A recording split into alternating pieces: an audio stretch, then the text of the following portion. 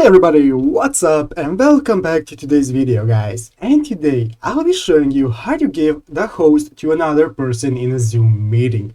So yeah guys, make sure to watch this quick and easy video till the very end and follow my steps correctly, so you can make sure you can do this yourself and that this works the same for you. But yeah guys, let's get straight into it. The first thing you want to do, guys, is go ahead and open up Zoom if you haven't already. After opening up Zoom, guys, you'll be greeted by this main page right here where you can either create a new meeting, join a meeting, see your schedule, and so on. So guys, let's say that we have a meeting and we want to pass the host to another person. How do you do that? Well, it's very easy. First, let's go ahead and create a new meeting because we currently do not have a meeting to join. So we're going to go ahead and create a new meeting.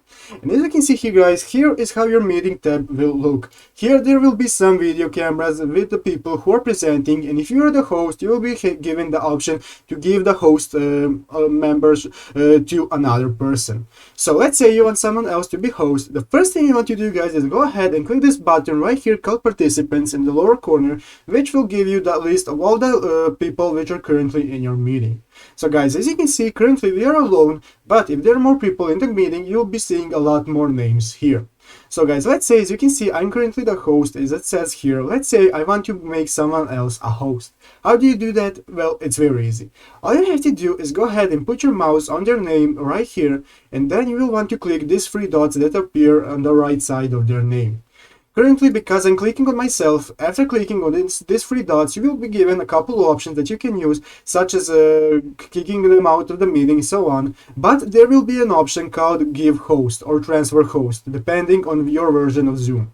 Clicking on that, guys, then you'll be able to transfer your host to another person, and they will successfully become the host of the meeting.